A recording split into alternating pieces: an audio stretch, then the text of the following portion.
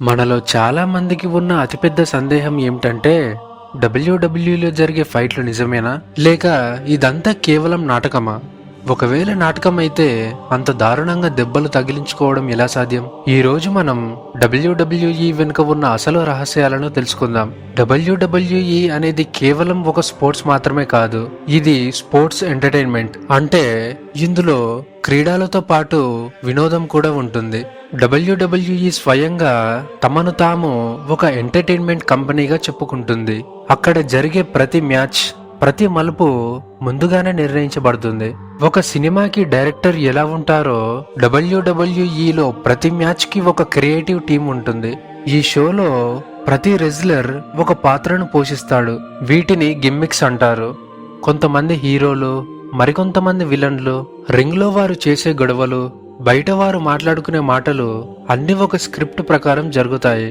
ఒక సినిమా చూస్తున్నప్పుడు మనం ఎలాగైతే కథలో లీనమైపోతామో ఈ షోని కూడా అలాగే చూడాలి. అక్కడ జరిగే ప్రతి గొడవలు వ్యక్తిగతమైనవి కావు, అవన్నీ కేవలం ఆ కథలో భాగం మాత్రమే. రింగ్ లోకి వెళ్లే ముందే ఎవరు గెలవాలి, ఎవరు ఓడిపోవాలనే విషయం రెజ్లర్ కు తెలుసు. కేవలం విజేత మాత్రమే కాదు, మ్యాచ్ మధ్యలో ఏ మూవ్స్ వేయాలి, ఎప్పుడు రిఫరీ దృష్టిని మళ్లించాలి అనే విషయాలు కూడా ప్లాన్ చేస్తారు. దీనివల్ల మ్యాచ్ ఆసక్తికరంగా సాగడమే కాకుండా పెద్ద పెద్ద ప్రమాదాలు జరగకుండా జాగ్రత్త పడవచ్చు. స్క్రిప్ట్ అన్నాం కదా అని చెప్పి అక్కడ జరిగే దెబ్బలు అబద్ధం అనుకోవద్దు. ఆ నొప్పి మాత్రం నిజం. వారి శరీరాలకు గాయాలవుతాయి. వారు చేసే కొన్ని విన్యాసాలు చాలా ప్రమాదకరమైనవి. ఎంత ప్రాక్టీస్ చేసినా కానీ చిన్న పొరపాటు జరిగితే వారి ప్రాణాలే పోవచ్చు. అందుకే వీరిని అథ్లెట్స్ అంటారు. వారు పడే కష్టం, ఇచ్చే శ్రమ ఖచ్చితంగా నిజం.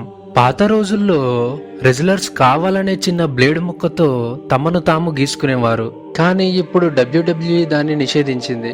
మ్యాచ్ లో వాడే టేబుల్స్, కుర్చీలు కూడా నిజమైనవే, కానీ అవి రెజ్లర్ కు తీవ్రమైన గాయం కాకుండా ప్రత్యేకంగా తయారు చేయబడిన మెటీరియల్ తో ఉంటాయి. మీరు గమనిస్తే రెజ్లర్స్ రింగ్ లో పడినప్పుడు పెద్ద శబ్దం వస్తుంది. ఆ శబ్దం కోసం రింగ్ కింద ప్రత్యేకమైన ప్లైవుడ్ షీట్ మరియు స్ప్రింగ్స్ అమర్చుతారు. అలాగే కుర్చీలతో కొట్టేటప్పుడు కూడా ఒక పద్ధతి ఉంటుంది. వెనక భాగాన కొట్టడం వల్ల ఎముకలు విరగకుండా కేవలం శబ్దం మరియు చిన్నపాటి నొప్పి మాత్రమే కలుగుతాయి. వీరు చేసే ప్రతి మూవ్ వెనుక కొన్ని సంవత్సరాల ప్రాక్టీస్ ఉంటుంది. కింద పడే వ్యక్తి తన శరీరాన్ని ఎలా ఫ్లాట్ గా ఉంచుకోవాలో నేర్చుకుంటాడు. దీనివల్ల ఇంపాక్ట్ తక్కువగా ఉంటుంది. ఇక్కడ వీరు ఒకరినొకరు గాయపరుచుకోవడానికి కాదు, ఒకరినొకరు రక్షించుకుంటూ ప్రేక్షకులను అలరించడానికి పోరాడుతారు.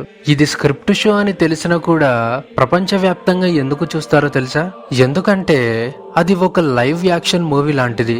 అక్కడ ఉండే డ్రామా, ఎమోషన్స్ మరియు అద్భుతమైన అథ్లెటిజం మనల్ని కట్టిపడేస్తాయి. అది రియలా కాదా అనే దానికంటే అది మనల్ని ఎంత ఎంటర్టైన్ చేస్తుందన్నదే ముఖ్యం. ఈ షోలో కథలు, ఫలితాలు అన్ని స్క్రిప్టెడ్, కానీ ఆ రింగులో చేసే పోరాటం, పడే కష్టం, అనుభవించే నొప్పి మాత్రం 100% నిజం.